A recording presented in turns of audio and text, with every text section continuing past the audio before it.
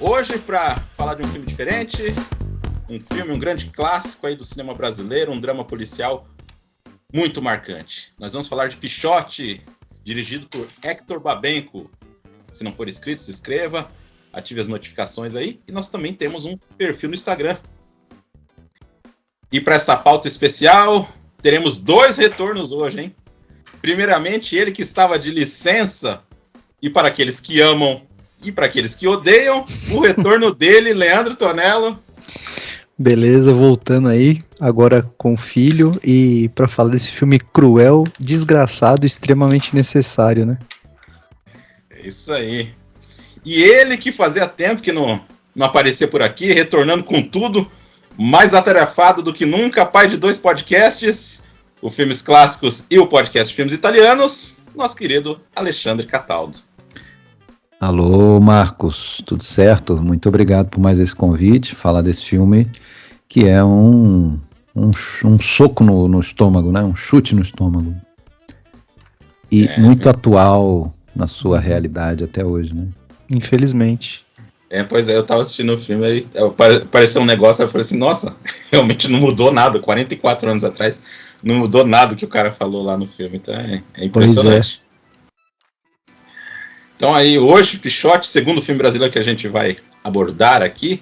O primeiro foi Cidade de Deus, e retornando sobre um dos grandes momentos do nosso cinema, né, principalmente nessa troca de anos 70 para os anos 80, ainda os anos finais ali da ditadura, de um filme que deve a vários filmes sobre juventude marginal, um tema diversas vezes abordado no cinema, citando alguns clássicos aqui rapidinho: Zero de Conduta, Vítimas da Tormenta, Os Esquecidos, que é o meu favorito entre eles, né? Acredito que também seja a maior influência aqui.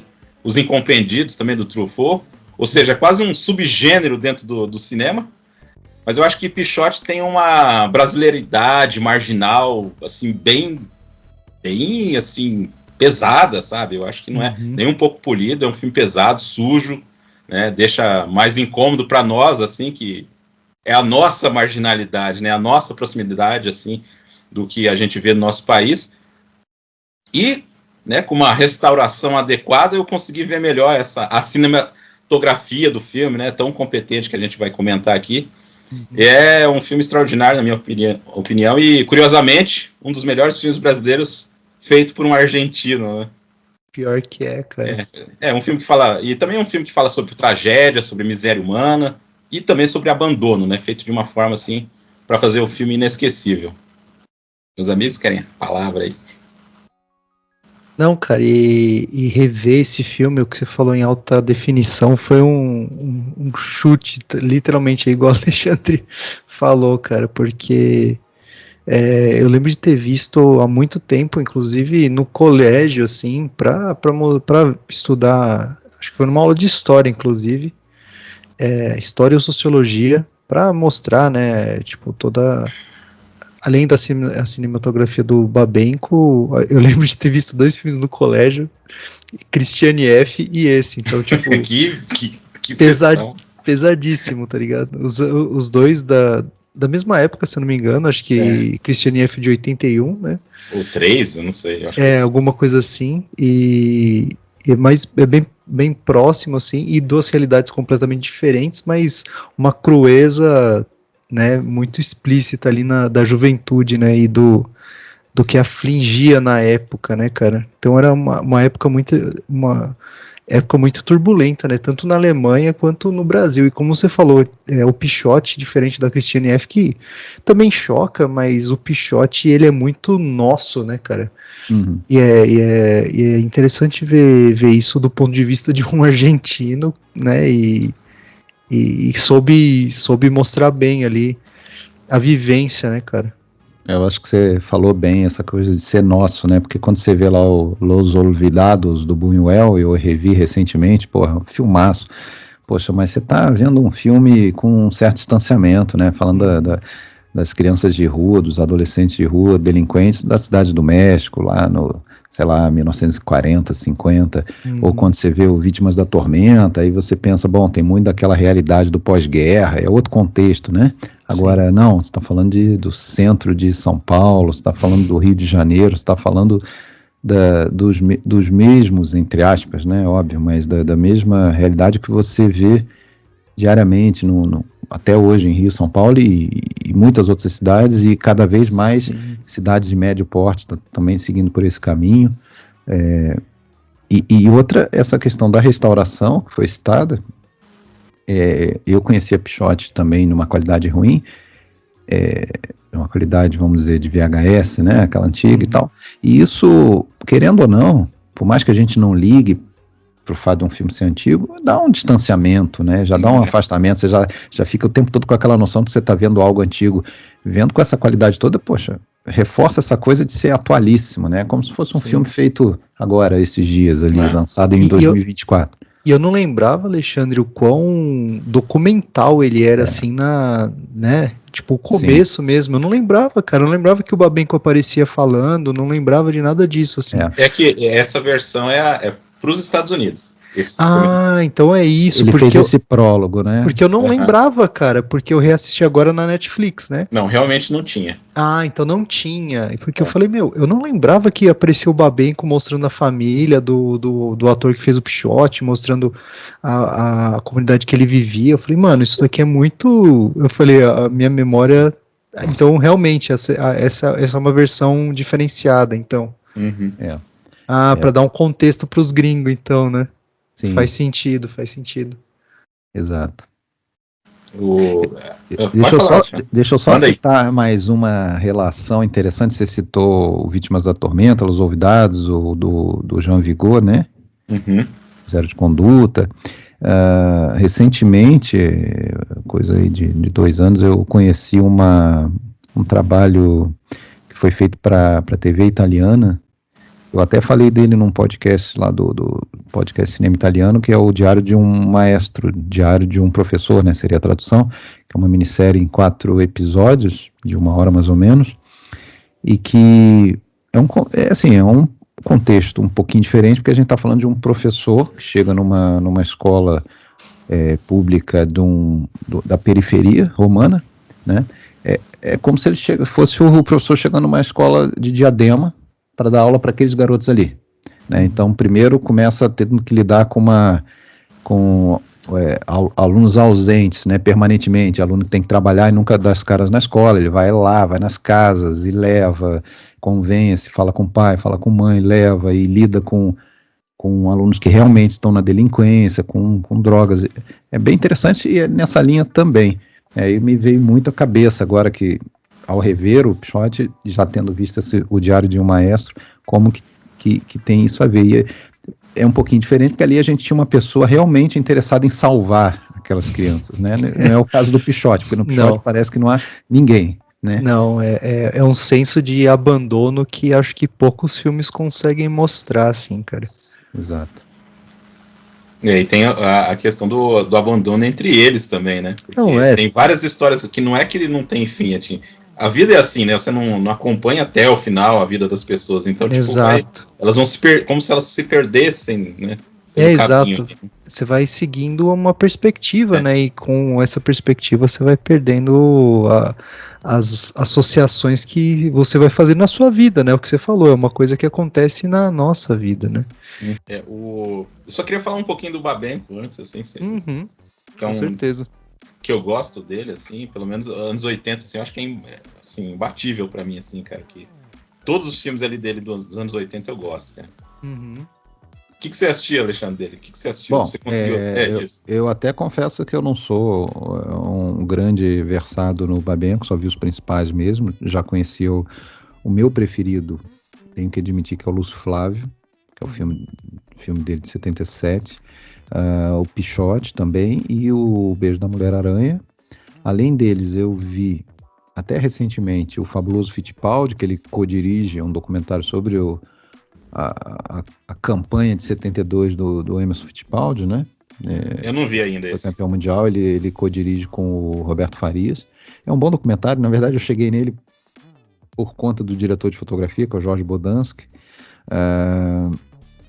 Depois desses, nenhum. Então eu não vi, por incrível que pareça, podem me crucificar aí, mas eu não vi o Iron Weed.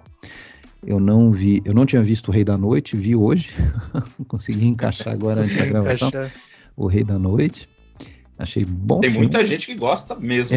Eu achei bem interessante o filme, tá? Eu ouvindo ali os comentários, eu achei que não ia ser tão legal, eu me interessei bastante, principalmente pelas atuações ali do Paulo José, da Marília, um negócio fora de série, gostei bastante. E não vi, me atirem pedras, não vi o Carandiru até hoje. Isso que eu ia falar, eu conheci o Babenco com Carandiru, cara. Eu ia falar isso, que eu fui atrás das coisas mais antigas dele depois de ter assistido o Carandiru, cara. Eu já, assim, ali eu acho que já começa um certo declínio, cara, que eu não gosto. Não é que é ruim, até que é um bom filme, mas eu não gosto tanto de Carandiru. Acho que eu acho que agora, eu assistindo as coisas mais antigas dele, eu entendo o que você quer dizer, porque eu sempre gostei muito de Carandiru, mas cinematograficamente falando, não é uma das melhores coisas que ele fez, com certeza. O Iron Age é um filme desgraçado, tá na minha listinha de filmes desgraçados, assim, também, porque Em que sentido? De trágicos. Trágico, tá.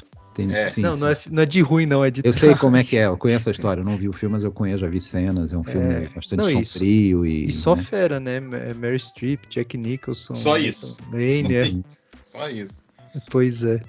Sim. Eu tenho 8. E o Brincando nos Campos do Senhor, assim, eu acho um filme bacana, assim, o cara soube fazer uma superprodução, né? Porque às vezes tem esse grande problema de cineastas que chegam nos Estados Unidos e não conseguem lidar com uma superprodução. Eu acho que aqui ele fez bem. Assim. Até eu acho que é o Marden, naquele ensaio dele lá sobre o Pichote, sobre o Babenco, ele fala que é o apocalipse sinal do Babenco. Uma superprodução na selva. Na selva, isso que eu ia falar. Com todos os problemas que nascem disso, né? Dificuldades de produção mesmo. E fazendo justiça também, eu gosto muito de Coração Iluminado. Quase ninguém fala desse filme, mas eu gosto demais, que é com eu não assisti, cara. É o primeiro da tal da trilogia meio que autobiográfica dele, né? Isso. Aí já calcado um pouco na questão da doença também dele, né? Que parece que ele já vinha enfrentando desde os anos 90, né? A questão do linfoma. Sim. Agora, eu achei interessante que nesse mergulhinho aí para gravar hoje, que eu não conhecia muito da parte biográfica dele, né? Que ele saiu com 17 anos da Argentina e, segundo ele, inspirado por acho que uma peça que ele viu do Tennessee Williams, A Margem da Vida, em que o protagonista se despedia da família e dizia que tinha que voar, né? Que alçar outros voos. E aí ele se inspirou nisso e resolveu que ele tinha que sair da Argentina. E foi para a Espanha, no primeiro momento. Tinha bastante imigrante argentino em Madrid naquele momento. E lá ele acabou conhecendo uma pessoa que trabalhava com cinema e ele foi fazer figuração em Faroeste Spaghetti. Parece que ele trabalhou em mais de 20, inclusive no Django ele aparece. Ele faz figuração. Deve ser uma tarefa dificílima você encontrá-lo, né? Numa figuração, em alguma cena de multidão ou algo assim. E também trabalhou no Falstaff, o Toque da Meia-Noite, do Orson Welles, que foi filmado na Espanha também. Caramba. Até que ele cansou disso, uns 2, 3 anos depois, e resolveu voltar. Mas como ele tinha tido um problema com o serviço militar na Argentina, na verdade ele escapou do serviço militar porque saiu com 17 anos, se ele voltasse para a Argentina ele teria que pagar lá alguma prenda, né? Provavelmente ia ter que servir com um pouquinho atrasado, mas ia ter que cumprir o serviço militar. Então ele, por isso, voltou para o Brasil e ficou. Ele diz que a história brasileira dele deve-se ao serviço militar na Argentina, que ele quis. Caramba, quis escapar. Interessante, né? Como é que pequenas circunstâncias assim, vão né, levando formam a uma vida carreira, do cara. né? Que coisa. Ele, assim, polêmicas à parte do que eu vou falar, mas ele é um dos melhores cineastas brasileiros, cara, na minha opinião. Apesar Pior de, né, que fez ele é naturalizado brasileiro, então a gente pode considerar. E a carreira dele é aqui, né, então... Dupla cidadania aí, né? Bem, a produção do filme, o filme foi inspirado num livro, A Infância dos Mortos, de 77, feito pelo José Louzeiro, né? Que já era familiar no cinema, né? E para o Babenco mais ainda, porque ele escreveu o livro do Lúcio Flávio, né? Depois os diálogos do filme. E além do mais, ele foi escritor bem prolífico, escreveu novela, livro, filme, então o cara fez muita coisa aí. Corpo Santo, da TV Manchete. Olha só. Essa é da minha época. Aliás, falando da minha época, desculpa te interromper, Claro. mas eu sou nascido em 71, já sou velho. Então, quando o Pichote saiu, eu era criança. Eu lembro né, da coisa do Pichote, ver na marquise lá do cinema, mas era um desses filmes que trazia para uma criança um certo medo, assim, uma repulsa, um afastamento. Eu não fui ao cinema, eu nem poderia, provavelmente era um filme para 18 anos, sei lá. Eu lembro que eu fui ver o Pichote bem depois. A mesma coisa, inclusive, curiosamente, com outro que você citou aí, Leandro, o Christiane F., né? Eu lembro perfeitamente que era um título enorme, né? Christiane F., prostituída, como é que era? Drogada, prostituída. Eu lembro que tinha várias linhas, assim, o letreiro tinha que ter várias linhas. E eu lembro que também me assustava aquele tipo. Não me assustava, mas me assustava. Tipo, nunca me passaria pela cabeça com aquela idade, no caso 83, é um pouco depois, mas ainda, sei lá, um pré-adolescente. Nunca me passaria pela cabeça e ver aquele filme, eu me interessar por aquele filme. Filme de droga, filme de sei lá o quê.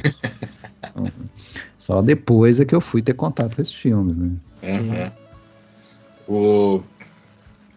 Aí o Babenco escreveu junto com o chileno Jorge Duran, né, que escreveu mais 2 filmes com o Babenco, que foi o Lúcio Flávio e o Beijo da Mulher-Aranha. A produtora foi a HB Filmes, entrou na produção executiva a Silvia Naves e também entrou na produção. Quem entrou na produção foi a diretora de elenco, Fátima Toledo, que hoje está tendo um monte de complicação aí pelo estilo dela, né? De preparação, porque começou a ter um monte de denúncia de um monte de gente, inclusive gente famosa, né? Acho o trabalho dela fabuloso, né? Conseguir arrancar as atuações bastante convincentes de quem não é ator. Basicamente isso, e no Cidade de Deus também.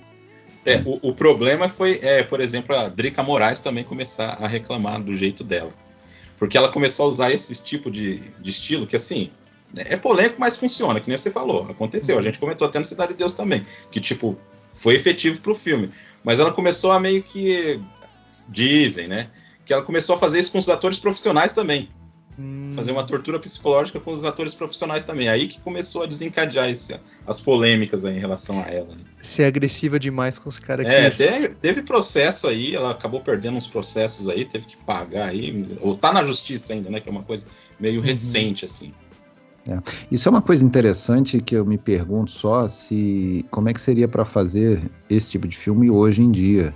Nossa. Né? Porque você vê, por exemplo, naquele documentário Pichote in Memoriam, que foi feito em 2007, na verdade é um making-off posterior, né? Feito 20 e poucos anos depois. Assim, o clima é meio de comemoração, pelo reencontro e tal, mas lá pelas tantas, já perto do final, eles começam alguns a falar coisas como a gente fez um contrato, ganhou lá uma remuneração, mas a gente não foi beneficiado pelo grande sucesso, porque é aquela coisa, né? Fizeram um filme sem saber que ia ser uma explosão de sucesso. E aí, quando fazem um grande sucesso, Babenco, produtor, enchem o bolso e os garotos não ganham, vamos dizer, uma participação nisso. Ganharam lá o seu salário. Mas isso eu acho que fica até meio claro pelo final que o ator do Pichote teve. Tipo, eles não tiveram respaldo nenhum, nem de carreira, assim. Eu sei que tiveram alguns dos personagens ali, tipo a Lilica mesmo, que chegou a fazer outros papéis. Alguns continuaram atuando. Eu acho que ele é ator até hoje, né? Sim. Isso, sim. ele é. Então, tipo assim, alguns tiveram respaldo de carreira, etc. Mas outros foi aquilo ali e tchau e volta pra vida, entendeu? Então é complicado, cara. Eu acho que ainda mais quando você lida com criança. E tudo bem que a gente tá falando de outra época, né? Década de 70 ainda, porque foi filmado em 70 pra depois ser lançado em 80.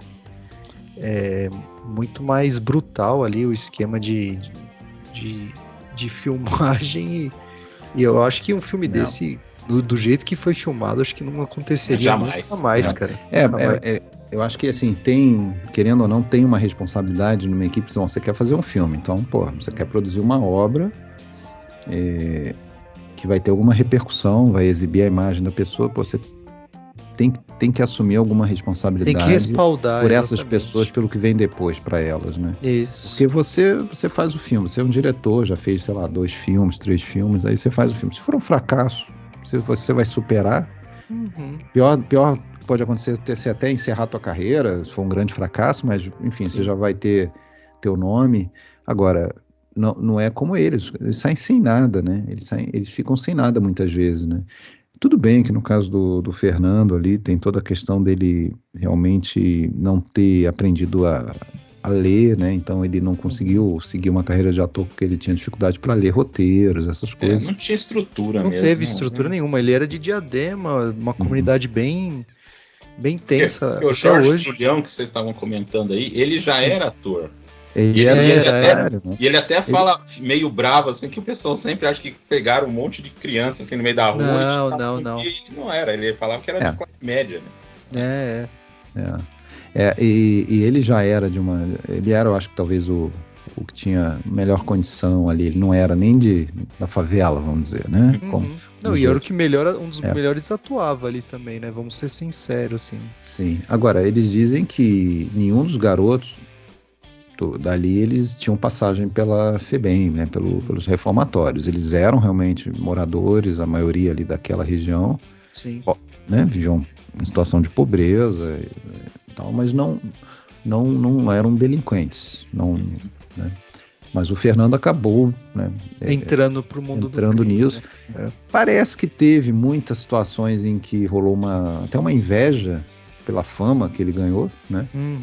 Inclusive, Imagino que sim. pelo pouco que eu li, até dentro da família, o irmão dele, alguma coisa assim, criou um tipo de rivalidade e tal.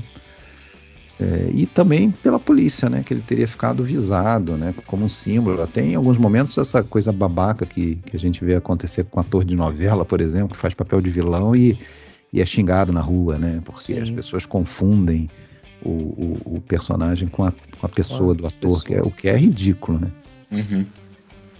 Já que a gente está comentando do Fernando, né, que é o Fernando Ramos da Silva, que é o Pichote, né, que ele fez outro filme também, né, que é o Eles Não Usam Black Tie, ele tá lá, né, do Leon Hirschman. E ele tá no Gabriela também, eu não me lembrava que ele tava no Gabriela, cara. Mas eu não lembro dele no Gabriela, pra ser bem sincero, cara. Eu também não. E foi fazer uma novela da Globo, só que não deu certo, né, porque, como o Alexandre falou, ele não sabia ler, não sabia decorar o texto, né. Aí o documentário que a gente está citando aí, que é um In Memória, eu acho que eu vou até deixar na descrição aí, conta muito da trajetória dele, né? Então, no início, ele já trabalhava com um teatro amador que tinha lá em Diadema, e a Fátima Toledo falava que não queria ele, né? Falava que escolheu outro moleque lá, que era de comercial, mas o que pegou ali o que fez o Fernando foi a expressão dele, né? Nossa, a cara dele de derrota e tristeza, cara, não tem, acho que um ator que conseguisse chegar naquilo lá, não, cara. E a questão do realismo, né? Ele passa realmente. Tanto é que é muito comum as pessoas acharem que ele era um menino da FEBEM, um delinquente, né? E ele não era, ele só era da favela ali, mas ele não era. Mas ele passa essa impressão, ele é convincente nisso, né? Mas até é curioso, né? Porque eu tinha citado lá aquela minissérie lá da TV italiana e lá tinha um grupo principal de 16 garotos, apenas garotos, né, também, nenhuma menina, e vários deles, eu consegui conversar não achei nenhum deles para tentar entrevistar, mas eu achei uma mulher, uma senhora hoje, que foi colega deles de escola, na escola real, era aquela escola mesmo, que aparece no filme, era a escola, só que tinha meninas também, mas as meninas não participaram do filme. E ela contou praticamente de todos ali. Teve um deles que morreu no mês seguinte à filmagem, atropelado. E então, vidas trágicas, outros caíram nas drogas. E assim, é bem parecido com o que a gente vê ali. É uma Diadema romana, vamos dizer.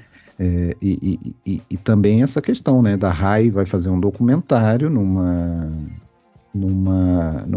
comunidade e depois acabou, vai embora e a vida desses garotos segue do mesmo jeito, sujeitos a exatamente o que a gente vê no Pichote, né? Uma coisa muito, muito triste, né?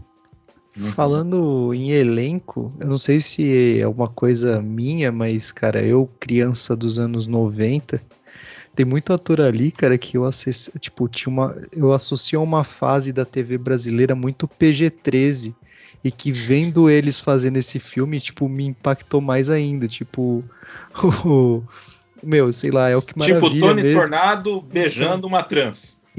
Não, Tony Tornado beijando uma trans e, tipo, mandando uns moleque menor tomar no cu, tá ligado?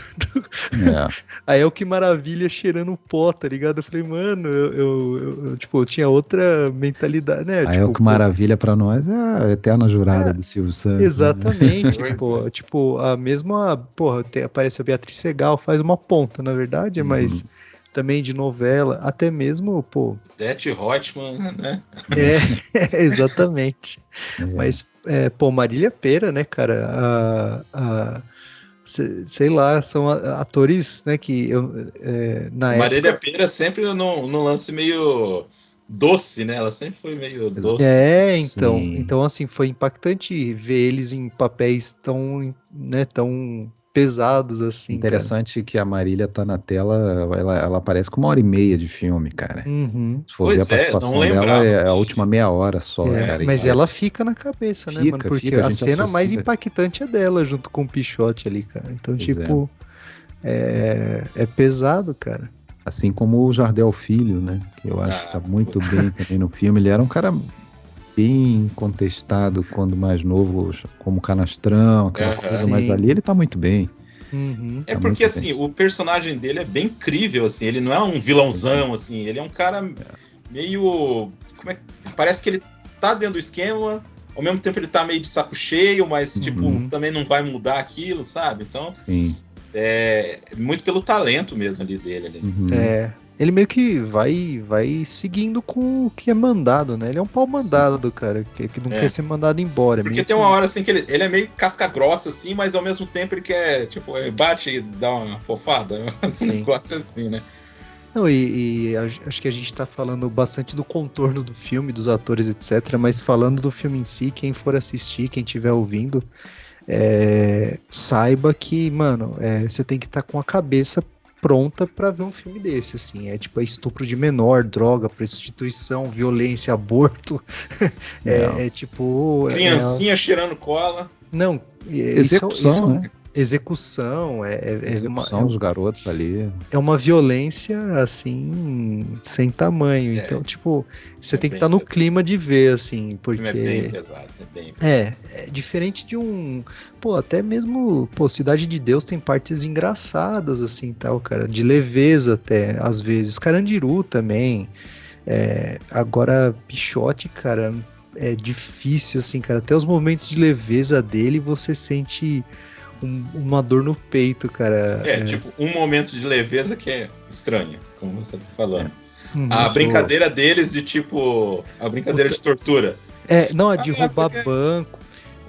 Um momento de leveza que foi impactante pra mim, que eu achei triste pra caralho, que na época, a primeira vez que eu assisti, que ele fumando maconha com fumaça e ele olhando pra Santa, mano. Tipo, encantado com a mãe, tá ligado? Nossa, aquilo me arrepiou. A gente vê um lado menino dele carente, né? O tempo todo. Cara, é um tipo...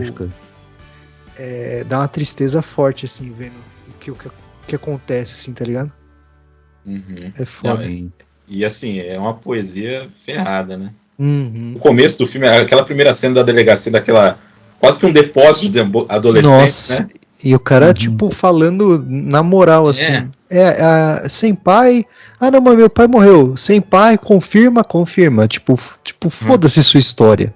Eu tô lendo uma folha de papel e é isso que você é, tá ligado? Não me interessa você me explicar o que você é, né? É bem pesado isso, né? O filme tem... pode falar, Michel. Não, Babenco, você falou dessa cena inicial da delegacia, né? E aí eu não sabia disso, achei que era cenográfico o negócio, aquele gesso, mas o Fernando Ramos da Silva, ele conseguiu quebrar a perna no final de semana antes do início das filmagens. Pior, né? Que é verdade. Aí, ficaram meio desesperados lá, mas enfim, resolveram até fácil e de uma forma convincente, né, cara? Porque ele realmente, você repara, as primeiras cenas ou não aparece nem a perna dele, tipo, tá na janela do camburão, ou tá ali na cadeira na delegacia, ou então aparece o gesso mesmo, né? Como se fosse do personagem, em vários momentos, né? É porque você não sabe o passado ali, ele vai tentar falar e o cara já corta e aí fica aquele mistério, né? Não, e ele tá todo quebrado, né? Ele tá sangrando, com corte no rosto e tal. Você não sabe o que aconteceu com ele ali. Né?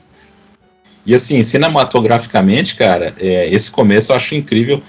Essa cena de apresentação, tipo, tem aqueles rostos meio estáticos, assim, tem até um cara com um piercing de alfinete na boca, alfinete né? na bochecha, meio que um punk ali da época, né?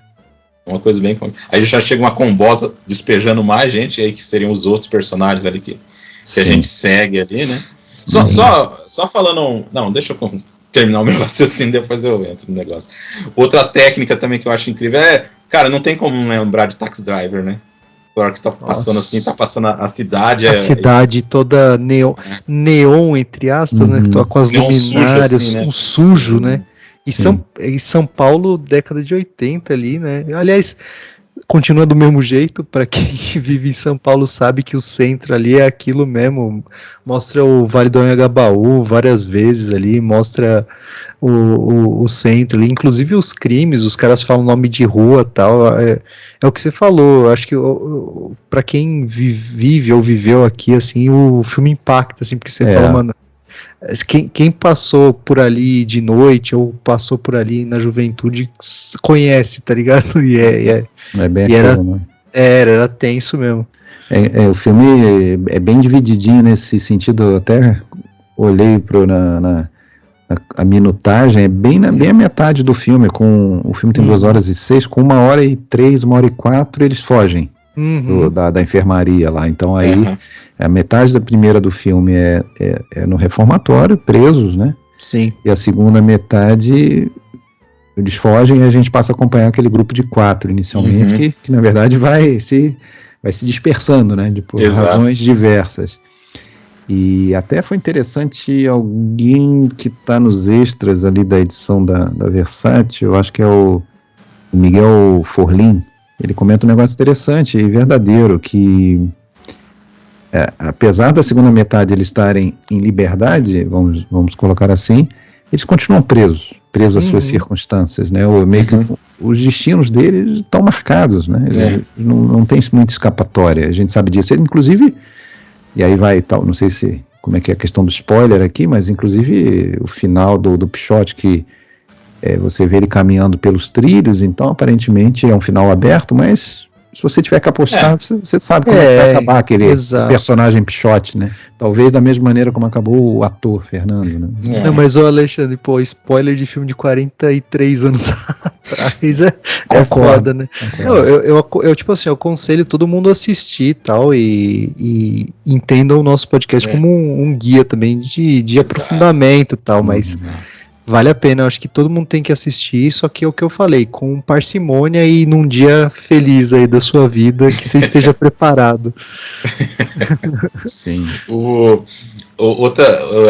tava pensando aqui no Jardel, né, quando vocês estavam falando, a primeira sequência da aparição dele, outra técnica ferrada, né, que o cara entra na tela, aí a câmera é como se fosse um plano de sequência que sai dele, aí ele vai dando a volta e você vai vendo aquele monte de criança assim, né? E ele vai falando. E aí a câmera encontra ele lá na frente, no começo da fila. Que aí ele manda o pessoal ir comer, né? Mas é foda, cara. Pode pegar, o começo do filme ali é pra te pegar mesmo. Não, e já porque dali já rola o estupro do menino, então, tipo, é muito, tipo, você já vê a situação de merda que é o lugar ali, tipo, ele meio que deixando claro pro garoto travesti ali, né, que ele não ia admitir, né, que se pegasse no flagra ele ia, sei lá, denunciar, eu não lembro o que ele fala direito, mas você vê que é uma situação desgraçado ali, entendeu? Tipo, ninguém tá seguro, nada, assim, ele só não quer confusão pra ele, assim. O que você falou, é um cara da circunstância, é igual um capataz, na verdade, ele não se importa com aquelas crianças, ele não quer se ferrar, só isso. Exatamente. Né? Você vê aquela preocupação em empurrar a responsabilidade, né? O diretor, Nossa, é verdade. Ele dá uma bronca federal ali, tanto no personagem do Jardel, que é o Sapatos, né? Uhum. É o apelido dele, quanto no médico da enfermaria, enfim. Porque aceitou, né? Ele não briga nem com o médico de não ter cuidado do moleque. Ele reclama com o médico de ter aceitado o moleque de volta, né? Exato. Mas quem deixou esse moleque entrar, né? Que também aí mostra, né, a brutalidade policial da época, né? Que também persiste em alguns casos, né? Que eles tentando achar um bode expiatório ali pra morte do comendador ali, né? Porque eles nem sabem direito quem que é, eles só pegam eu lembro que era loiro. Tipo, beleza. No caso até parece que acertou, né? Porque a gente viu Fumaça antes meio que confessando ali pro Pichote. Então, mas ele fala que ele claro, já tinha um homicídio, né? Ele já tinha um homicídio, tá? Então você fala, caralho, um moleque de 13 anos já com 2 homicídios nas costas, tá ligado? Então é pesado, assim, tipo, não... É foda, é uma situação bem, bem horrível de todos os lados. Que aí chama, né, que é a Beatriz Segal, né, que é a mulher do cara. Isso. Tem várias cenas do filme que a gente vai vendo um monte de ator famoso em uma cena, né? Então, com a Beatriz. Eu nem lembrava que o Rubens Defalco aparecia, mano, nesse filme, é o juiz lá. E outro que eu também não lembrava, que é foda, né? O nosso Frank Zappa brasileiro, né? Que é o Walter Breda, que também aparece numa pontinha de nada, né, cara? Tipo, aquela... da boate lá, quando ele é o Raulzinho lá, né, que é o cara que aparece antes Ele é o Frank Zappa com o Belchior, né? Com o Belchior misturados. Tem a Aricle Pérez, que faz a professorinha lá do... Essa cena, eu acho uma cena bem tocante, porque ela fica fazendo meio que faz uma rima com a vida real, né, cara? Que assim, ele não sabia ler também, então quando você vê ele ali meio parado, é ele mesmo. Ele tá travado ali, coitado. Né? Aí ele começa a escrever, ela ditando ali, cara. Me toca aquela cena ali. A terra é redonda como uma laranja, né? Uma frase que até hoje precisa ser dita e as pessoas às vezes não... perigoso, porque os caras não tem não acreditam, né? Isso que é foda. E tem uma atriz que é a Isadora de Farias, que faz aquela psicóloga, parece uma cena só, que ela tinha estado, era uma das irmãs, das 3 irmarias lá do Rei da Noite, né? Que o personagem do Paulo José casa com 3 irmãs, e é a última, né? A última com quem ele casa. Nossa, o Paulo José também naquela época fazia bem esse tipo também, né? Bem marcado, né?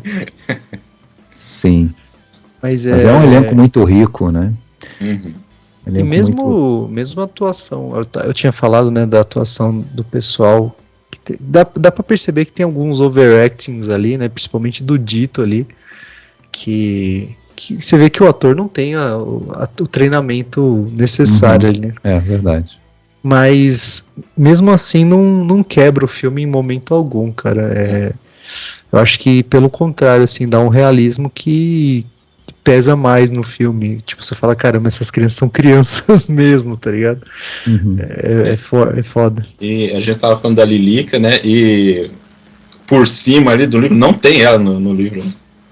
Não tem ela no livro? Não tem ela no livro. E, assim, eu acho que dá pra falar, né, Alexandre, que o Pichote morre no começo do livro. O Pichote começa... O livro não é sobre ele, né? Exato. Não é sobre ele é mais um, né?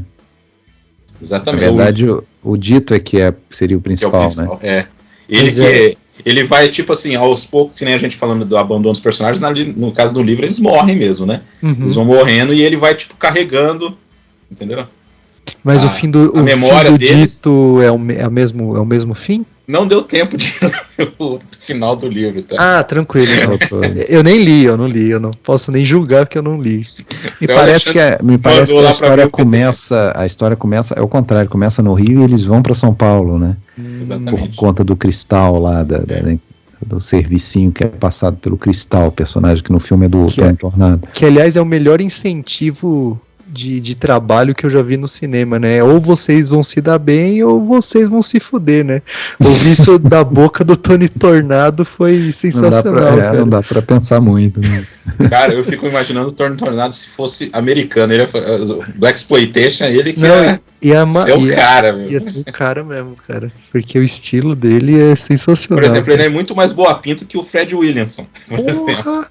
Nossa, infinitamente, mano, infinitamente. Pô, Mas, e ele bebeu formol, né, cara? Que ele tá com mais de 90 anos e tá fortão, né? 94 anos, Tá cara, e o fortão, cara cara. tá O Mookie forte, em mano. dia. Grande Tony Tornado, que continue forte aí por mais Sim. uns bons anos aí. Chegar aos 100, pelo menos. tudo é decadente, né? A estrutura é decadente, o Estado, por exemplo, tem a assistência social que é incapaz, né, de transgredir esse Estado, né? Que é o que acontece mais pra frente, que você citou o Rubens de Falco, né? Que, entre parênteses, né, chamaram para defender as crianças o dono da escravizaura, né? Que não ia dar muito certo. Mas brincadeira à parte, ele é o juiz, né, cara? Ele é o juiz, ele é a força máxima dentro da lei. Mas contra a instituição, cara, ele não consegue nem assegurar a segurança de um cara lá, que é o Lilica lá, que o cara fala, o cara vai te proteger. Ele sabe que não, né? Não vai, por isso que eles fogem, mano. Ele se sacrifica ali, né? Ele se finge um suicídio ali na hora para o pessoal conseguir fugir, porque ele viu que os policiais iam matar todo mundo ali. Né? Depois da rebelião, né? Porque mata o menino, né? Então, tipo, toda a situação. E assistência social mesmo que você falou, né? Tipo, no meio da consulta o cara fala, não, tipo, a polícia e pega os moleques, leva pro meio do mato, mata, tá ligado? Então, você vê que a vida dessas crianças pra instituição como um todo, né? Pra máquina do Estado ali é só mais carne pra moer, né? Fazer mais uma correlação com o filme. Diga. Que me veio, porque está muito recente para mim, um mergulhinho que fiz recentemente aí no Iracema, uma Transamazônica, filme de 74, do Jorge Bodansky e Orlando Senna, e tem algumas similaridades. Primeiro porque ele mostra uma realidade nua e crua, tem um tom muito documental, é realidade de mazelas sociais e ambientais na construção da rodovia transamazônica, inclusive de prostituição infantil e meninas de 13, 14 na beira da estrada, como a personagem principal, né, que, vamos dizer, que começa o filme como uma menina inocente lá que vem do interior, de barco, de um igarapé da Amazônia, e acaba se prostituindo na cidade grande, né, e vai acabar como uma prostituta de beira de estrada, da pior condição. E outra similaridade, e outra que é uma realidade que está igual hoje, né? Então, uma obra, uma construção que era vendida como algo importante para modernizar o país, para o país evoluir, deixa um rastro de mazelas, de sofrimento, de morte, de doença. E outro filme ótimo também, para quem nunca assistiu, né? Tem o nosso grande falastrão também, o Pereio, né? Sim, e outra coisa que eu ia citar é que tem, no caso, uma atriz, uma protagonista que não era atriz, né? Que só fez esse trabalho, não virou atriz também depois, não teve esse fim. Pelo contrário, teve uma vida absolutamente normal, virou professora, mãe, avó, tá aí entre nós até hoje, mas também passou por essa questão do e depois, né, que a equipe tentou meio que garantir um futuro melhor para ela, chegaram a levar ela para o Rio, o Orlando Senna e a esposa durante um ano, até tentaram encaixar ela em algum trabalho de atuação, mas ela acabou voltando para Belém, tendo uma vida normal e não se queixa disso. Mas é essa questão da responsabilidade, né, em relação a esses atores mirins ou não profissionais, o que vai ser feito deles depois, né? Tem que ter um respaldo, né? Se não tiver estrutura. A gente viu há pouco tempo aí daqueles documentários aí do cara da Nickelodeon aí. Nossa, é verdade. Tudo largado e tipo... e a destruição mental dessas crianças, né, cara? Tipo, até mesmo tem coisa recente rolando, tipo Ariana Grande, essas mega celebridades que passaram por abusos mentais ali, e às vezes até sexuais, dependendo do caso. É coisa dos anos 2000. Exato, 2000. 2010, agora que a gente tá vendo uma melhora nisso, assim, então realmente... é complicado. E aquela sequência do Rio de Janeiro, eu como carioca, aquilo ali me toca porque é um lugar que eu gosto muito do Rio, que é o Arpoador, e os garotos ali naquelas pedras do Arpoador, enquanto esperam lá a volta, Grande né, negócio, né? da Grande Elco Maravilha e tudo, e é muito bonito. Nossa, É um dos vários momentos líricos ali do filme, Isso né? que eu ia falar, aquela cena da Lilica cantando, acho que é a música da Gal Costa, né? É Olhando do pro... Caetano pra... eu achei que era da Gal. Eu achei que era da não, Gal a Gal cantou mesmo, que é que a Força Estranha, interpreta. E olhando pro Pão de Uma força Açúcar ali, estranha, né? né? Pesado, né, cara? O Amor dos Irmãos, na verdade.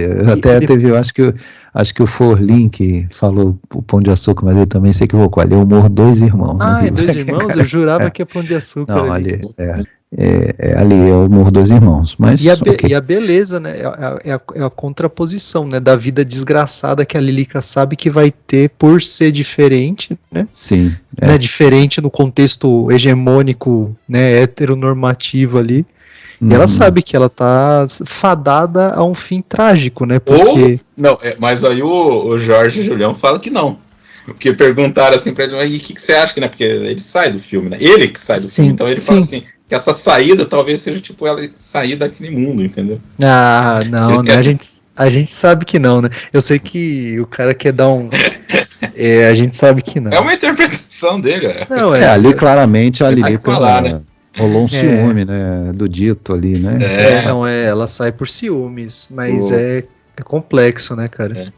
Uma cena que eu queria puxar antes da gente ir pro Rio mesmo, que é a casa do Alexandre, aquela composição de cena do moleque morto no lixão, cara. Nossa, jogado, né? Fumaça, né? Exato. Bravo. Nossa, é pesado demais ali, cara.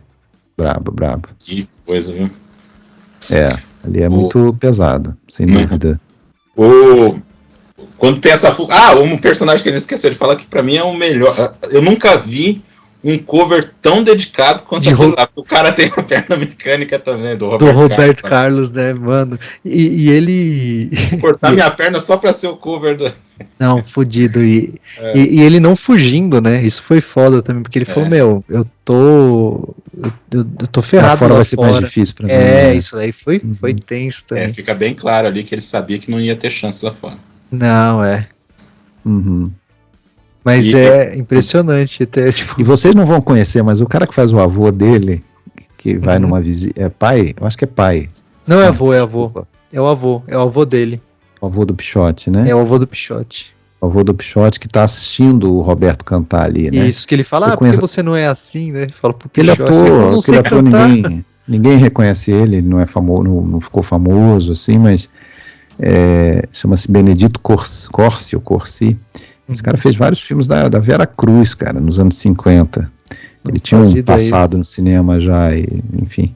E hoje em dia, totalmente esquecido. Totalmente esquecido, exato. Como, aliás, a maioria do pessoal da Vera Cruz, né? Poucos tiveram uma carreira, alguns na TV depois e tal, mas a maioria ficou por lá mesmo, assim, a fama, né? Infelizmente, né, cara? Quando você pensa Eliane Lage, quando você pensa Alberto Ruschel e outros nomes, você não... Simplesmente ninguém, não teve trabalho depois, né? Poucos seguiram, assim. Pra quem é mais novo, não conhece, a Vera Cruz era uma tentativa do Brasil de se fazer um super estúdio de cinema, né? Realmente, indústria de cinema, né? Ia surgir ali, né? Mas não conseguiu ir pra frente, infelizmente.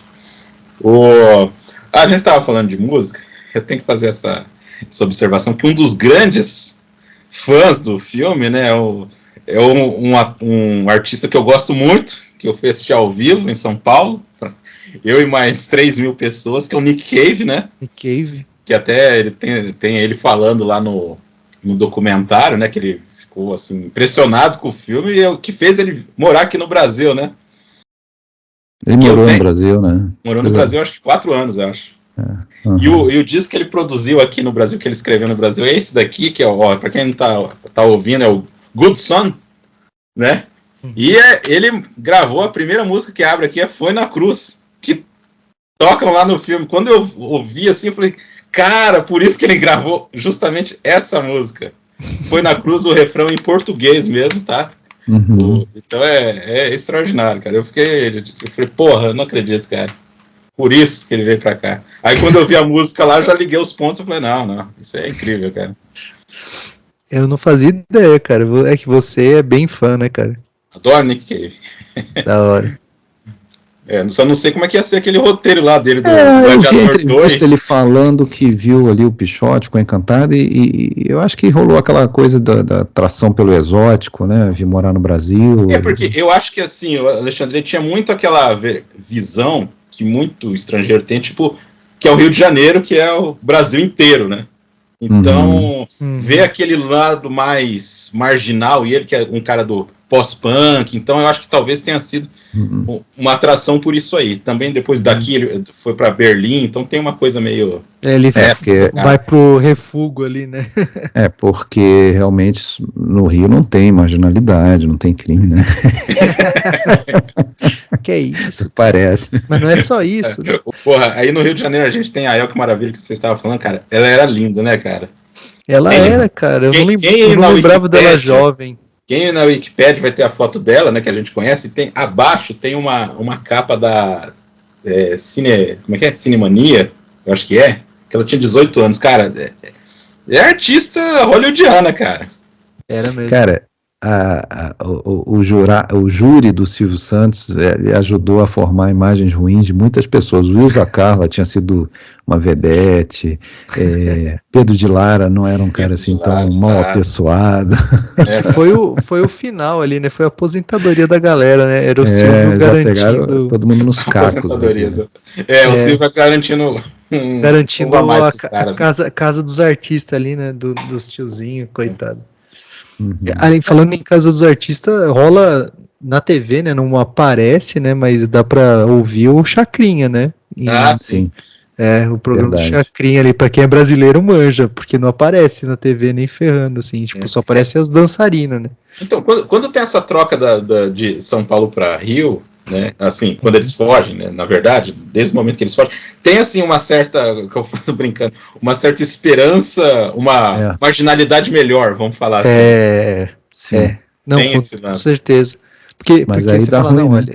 Não, porque que eles estavam vivendo um inferno ali, né, fechado ali, agora eles foram pro inferno da vida. E vem o mar, né, aquela coisa de ver o mar e tal, as pessoas e andando, aquela cena do trem, cara, eu acho muito legal também, que eles estão andando no trem, assim, né, tipo, como se fosse um road trip, novos assim, ares, né? É o que eu falei, tipo, tem momentos de leveza e esperança, mas eles estão, tipo, absorvidos em cocô, tá ligado? Pois é aquela coisa de estarem presos, né? Logo eles são jogados de novo na realidade, e aí, inclusive, tem assim, apesar de todo o lirismo do filme, né? Eu acho que o Babenco em nenhum momento ele nem condena totalmente aqueles garotos, até porque eles já são condenados pela realidade, e nem passa a mão na cabeça também, né? Não é uma filme que é paternalista e tal. Ele é bem documental, né? Ele não, como que fala?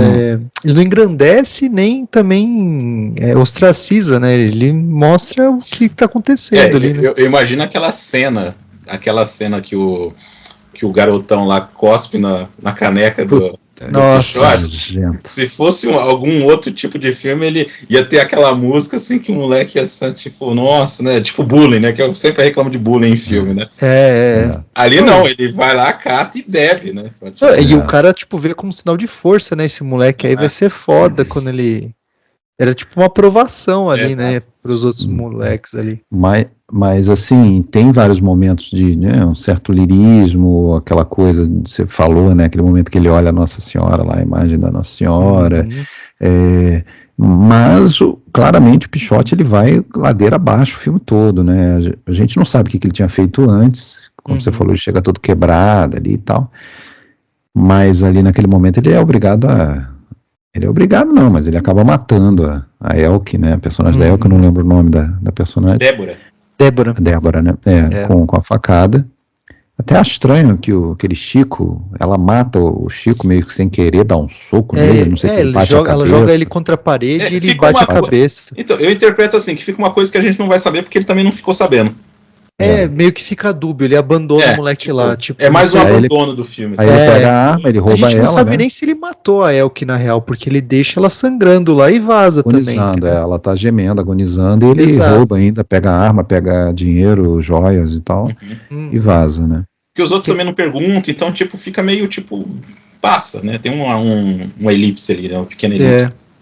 E aí, rapidamente, eles voltam, né, pra São Paulo, né, depois dessa. Não, e pro mundo do crime, agora, beleza, drogas não funcionaram, vamos pros assaltos, né? Que aí entra a personagem da Sueli, que é a da Sueli, Marília Pêra, né? Que é outro abandono também, né? Porque o Cafetão tá abandonando ela, né? E muito assim, você liga porque assim, ela já tá ficando velha, então tipo... E ela tá fazendo um aborto ali, né, cara? Mais um abandono também, cara. Esse diálogo é né? desgraçado, mano. Que ele pergunta se ela tá machucada, ela fala, que você acha que é isso aí? Um pedaço de bife? Você acha que você veio de onde? Até parece... Um balde do lado dela, no vaso sanitário, com um balde até parece você e tal, nossa, porque ela tá destruída ali, né? Tanto que ela fala, desculpa, porque você vê que no resto, depois que passa essa parte, ela é mais amigável com eles, né? Mas naquele momento ela tá totalmente destroçada. E ela cura isso na bebida, na base da bebida, né? Ela obviamente é alcoólatra ali, né? E tanto que a Lilica fala, eu não gosto de bêbada e tal, mas ciúmes também. Ali é gosto ciúme. de gente bêbada. Ali é mistura de ciúmes com, né, com, tipo, tô sendo trocada, né? Porque é meio que isso, entendeu? E toda, né, eles roubando os clientes da Sueli ali, né? E o final do dito, né, cara? Que depois a Lilica vaza por ciúmes. Aí a gente não sabe só um detalhe, essa parte dos golpes é meio engraçadinha também, né? Não, é bem engraçadinho, assim. Né? Tipo, nossa, eu queria muito um carro desse. Eu quero um carro desse. Eu vou ter um carro desse. E ela tem, né? Por um breve momento ela tem o carro, né? Ela vira meio criança ali mesmo, né? Junto com eles ali, né? Infantil, assim, umas coisas. E, pô, você vê, é o que o Alexandre falou, né? Ele já tava meio que ficando velha, né? Mesmo a Marília Pêra nessa época já tava com uns quase 40 já, né? Ela tava com 38, 37, 38. 37, 38 anos, então... Não que é velha, tá, gente? Não é que é velha. Não. Ali na situação do filme ali, longe de mim. O cara passou pra outra, gente. Mas tipo, assim, ele dá uma desculpa, não, vou voltar, não sei o quê. Por um cafetão, né? Vamos colocar os parâmetros aí, né? Pro alto nível de um cafetão de São Paulo, ela estava ficando velha. Mas é muito triste, né? E tipo, um dos assaltos dá errado, principalmente de um gringo, né? Norte-americanos e armas no mesmo recinto não dá certo, né? E acaba com a morte do Dito lá. Que aí tem a cena que me quebrou, assim... Mas até, só fazer uma interrupção ali, porque essa morte do Dito foi totalmente acidental para vocês. Ele não tinha ficado meio bolado com o Dito, porque o Dito meio que brigou com ele, mandou ele embora. Então, mas eu acho que não a nível de dar um tiro na cabeça do Dito. Né? Eu acho que não, cara. Só queria confirmar, parece acidental mesmo. Não, eu acho que sim, porque...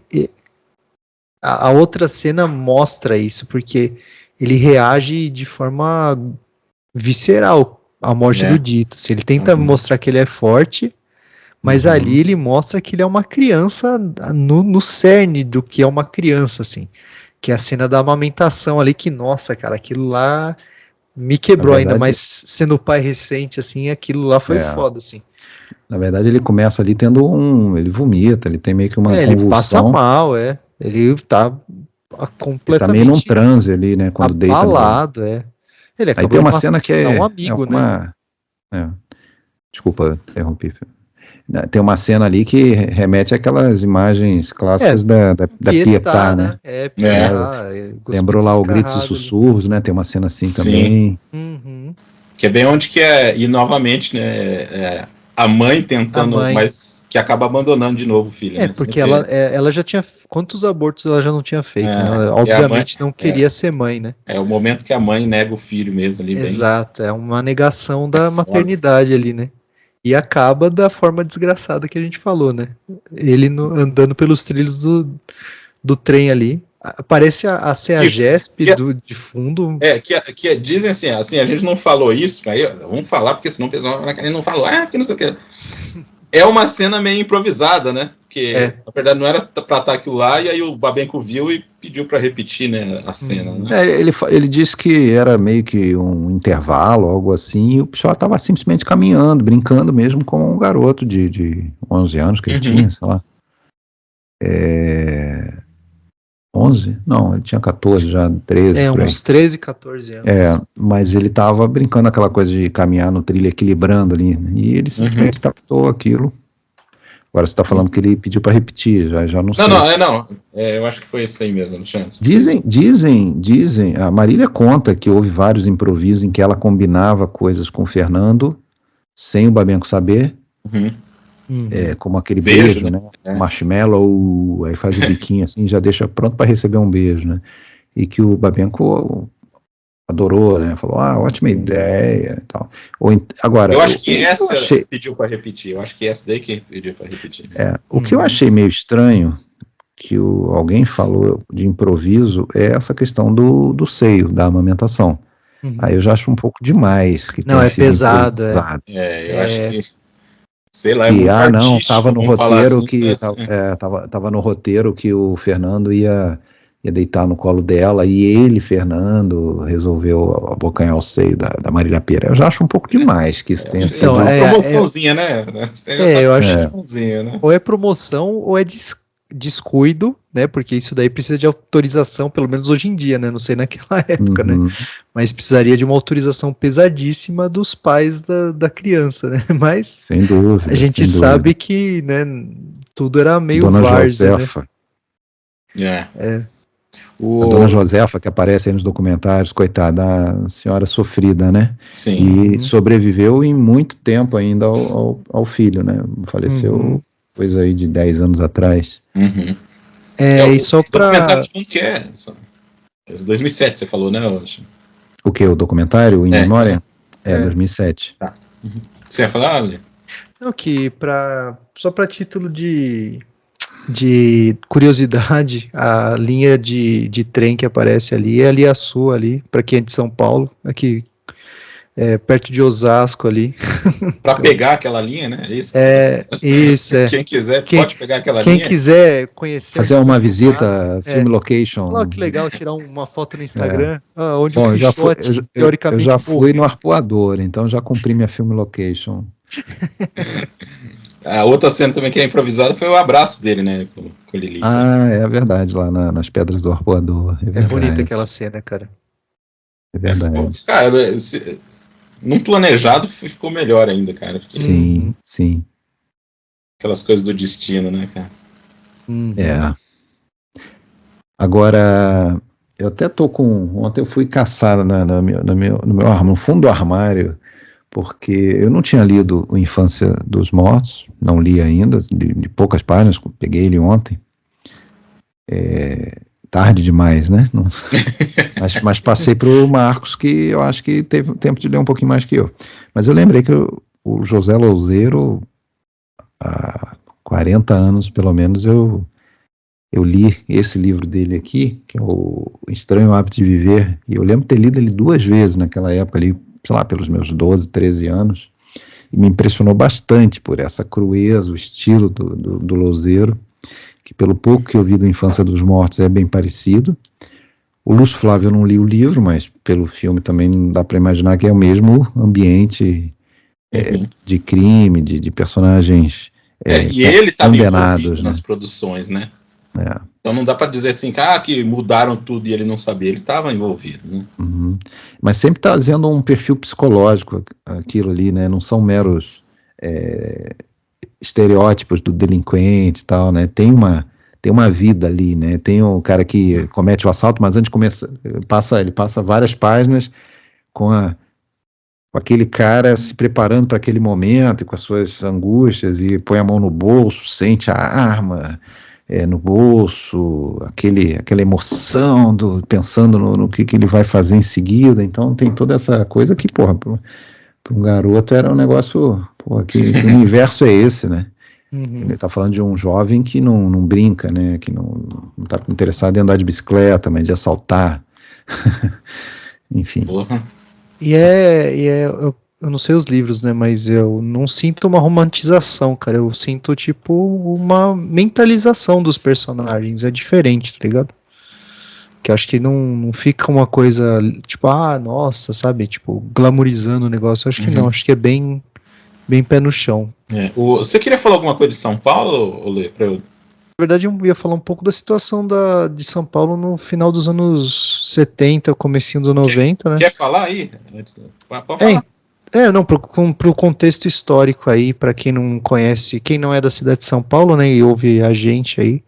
Então a gente estava passando pelo o famoso governo do Paulo Maluf, né? Só para vocês terem uma ideia aí, é a época da Rota na Rua, né? Tipo, já começou nessa época, a época que o Maluf era governador. Ainda era finalzinho ali da ditadura militar também, né?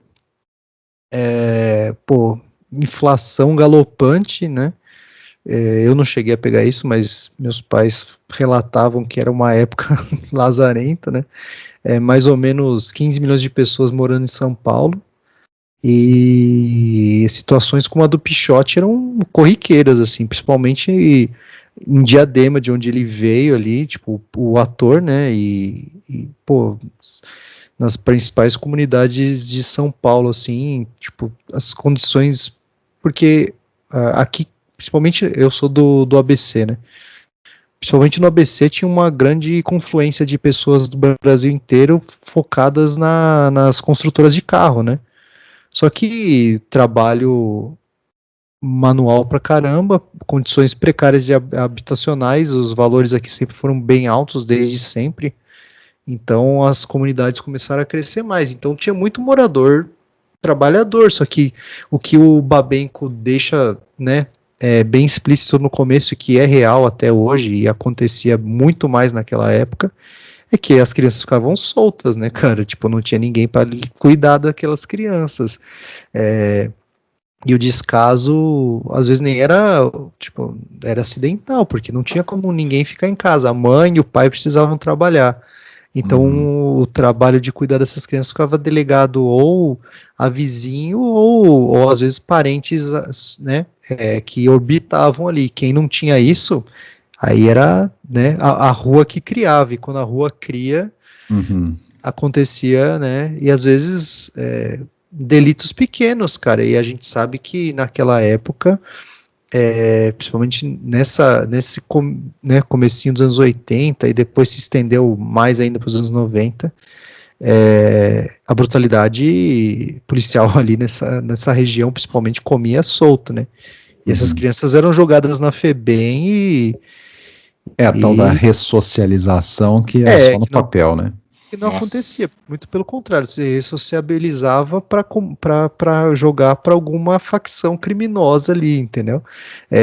Você acabava não dando nenhum respaldo social para essas crianças, era literalmente, tipo, treinando pro crime quando adulto, e se sobrevivesse, né, porque você tinha que sobreviver à FEBEM para isso também, então você já saía calejado de lá, né, uma situação desgraçada, e eu acho que nesse quesito, o Pichote, ele é um corte documental bem legal, assim, para quem quer conhecer o que aconteceu, principalmente nessa época, né. Ô Alexandre, você estava falando do livro, mas é policial, assim, tem um... sim, policial, tem um personagem principal que é o Toninho, que a gente acompanha já desde o começo. Mas tem, como eu falei, tem décadas que eu li, até deu vontade de reler. Já tirei do armário, já é um primeiro passo importante. Com certeza. Deixar ele à vista, assim. Tomando um ar, né? Tomando um arzinho. Até me surpreendi que eu ainda tinha ele, eu lembrava, falei, você ainda tem esse livro? E você me falou que tem propaganda do Pichote aí, né? Aí atrás tem propaganda dos outros 2 livros, tem o Infância dos Mortos E tem o Lúcio Flávio, Passageiro da Agonia. Olha só. É do Círculo do Livro também? Ou não? Eu não sei. Não, era editora Record que eu tinha aqui. Record. Agora, é interessante essa coisa, né? Já naquela época, o Infância dos Mortos, eu imagino que seja ali dos 70 e pouco, e depois do filme ele passou nas edições seguintes, a Infância dos Mortos, e embaixo, Pichote. Pegou carona. Pra quem fica puto com capa de livro, tipo Duna, que teve filme, colocaram a capa do filme no meu livro, cara, isso acontece desde que adaptações existem, tá ligado? Imagina o título, hein? Do título. Exato. Pô, mas não é. Aí o cara vai falar assim, mas não é Pichote, cara. Agora, eles falam que esse filme era fortíssimo candidato a Oscar se tivesse sido inscrito no... ele ficou inelegível por conta de uma falha lá na inscrição, né? Exato. Porque teve uma exibição, mas parece que não ficou muito claro, parece que o lance, exato, foi do preview, né? Que aí, aqui acharam que preview era pré-estreia. E não que era tipo uma exibição para comercial. Era uma exibição assim, tipo, vai, tipo em Cannes, por exemplo, né? Não é uma estreia, né? O pessoal vai assistir ali e tal, beleza. E aí eles consideraram que o filme, por exemplo, o filme estreou em setembro, era para estrear em novembro, mas estreou em setembro. E aí ele teve mais de uma semana, que é a regra deles na época, eu acho que até hoje é assim, de arrecadação. Então, ele já tinha sido lançado, ele não podia ter sido lançado dessa forma. Aí eles quiseram jogar falando, não, mas só foi lançado em São Paulo, depois o resto do Brasil que conta o grande lançamento. Aí os caras falaram, não tem nada a ver com isso aí, né, que vocês estão falando. E aí ele perdeu essa oportunidade, né? Exatamente. E outra coisa grave, que aí eles poderiam recorrer, era na questão da Marília Pêra, né, que ela tinha até chance. Eu tava vendo até mais ou menos por cima quem foi indicado na época, ela tinha muita chance, cara. Quem foi? Eu não lembro. Não, eu não anotei aqui. Tá? Eu procuro. Eu sei que concorreu ao Globo de Ouro, né? Mas aí, desculpa, mas sem chance, né? Porque tava concorrendo que ganhou o Oscar, né? Não, tava concorrendo a Carruagens de Fogo e Das Boot, né, mano? Então, aí ia ser pesado, tá ligado? O Das Boot também, que ele não concorreu a filme estrangeiro por causa disso, mas ele conseguia concorrer às outras, enfim, aquela coisa que aconteceu na Cidade de Deus também, né, aquela coisa toda. E aí o Pichote, eles tinha chance pra Marília, só que aí eles pararam a campanha. Tipo, não dá pra filme, então dane-se o resto, né? Que droga, né, cara? Pena. Aí, esse foi o ano que ganhou o Mephisto, né? Filme estrangeiro. Sim. No Oscar sim, no Oscar. E no Globo de Ouro ganhou Carruagens. Que é um filme qualquer também, né? Não, são filmes bons, né? E o aquele Roger Ebert, né? O crítico, ele adorava esse filme também, né? Ele teve críticas positivas. Aliás, foi graças a isso que o filme explodiu, né? Porque parece que ele foi enviado para Cannes e Cannes recusou o filme para o festival. E quando voltou, ele foi parar, não sei, também foi mais uma confusão, ou se foi intencional, mas ele foi parar em Nova York. Acabou sendo visto por Vincent Camby, lá um crítico que escrevia, se não me engano, para o New York Times, e adorou o filme, fez uma matéria, aí a Pauline Kael também, enfim, aí pronto, aí estava feito o filme, né, e aí fez o sucesso todo lá nos Estados Unidos e no Brasil. Por esse sucesso nos Estados Unidos é que eles dizem que o filme teria tido bastante chance. Alexandre, respondendo o que você me perguntou, quem ganhou naquele ano foi a Maureen Stapleton, pelo Reds. Tá. Aí concorreu a Melinda Dillon pelo, eu acho que é Ausência de Malícia, a Jane Fonda, qual que é o filme aqui que tá em inglês aqui, eu não vou lembrar. Num Lago Dourado. Sim. A Joan Hackett por Only We Lout, eu não sei que filme que é esse, cara.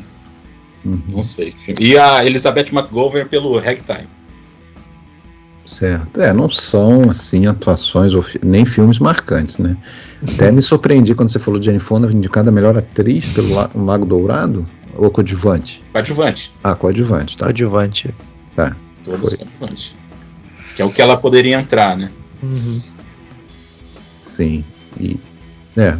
Mas o Si já era. Exato. Infelizmente, Marília Pêra já não está entre nós. Não. Infelizmente.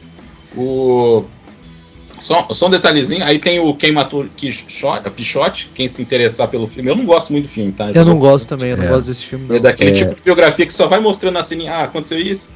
Não tem tipo, uma estrutura boa assim pra se acompanhar. Bem específico. E eu acho que ele, sei lá, não é uma glamourizada, mas dá uma valorizada tremenda em algumas situações, assim. Em alguns momentos parece que o Fernando é quase um James Dean ali, um incompreendido. Exato. E eu não gosto muito do Cassiano Carneiro também, gente. Então, aí fica...